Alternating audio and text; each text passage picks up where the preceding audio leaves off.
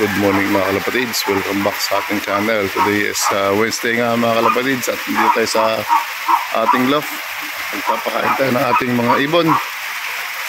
Time check nga pala 6:52 ng umaga. Ayun mga alaga natin, oh. Alright, at magdamag na umuulan, buti walang tubig dito. Hindi naman ganun kalakasan pero panay-panay ang ulan. Bugso-bugso, may malakas, tapos hihina.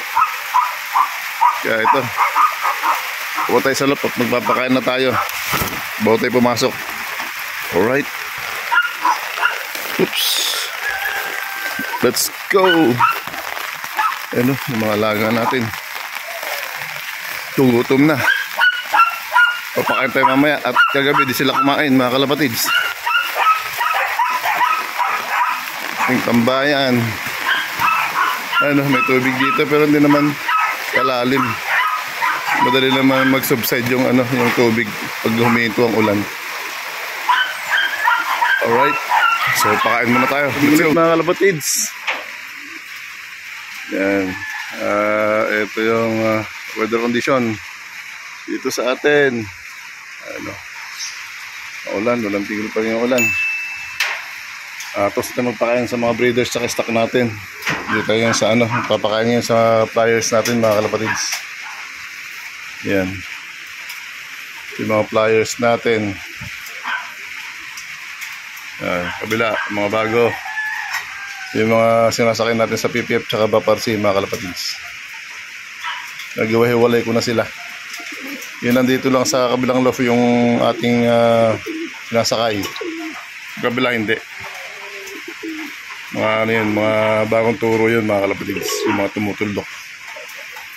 Mga tumutuldok na ating tinuturuan.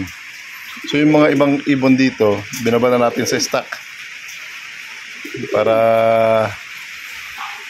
malinis dito. Alright. Para pag dumating yung mga ibon natin galing karera, din natin hinihiwalay pa. At binomotor nga natin yung mga nila, mga kondisyon nila ngayon. So far okay naman sila, sigla ayat magalang kumain.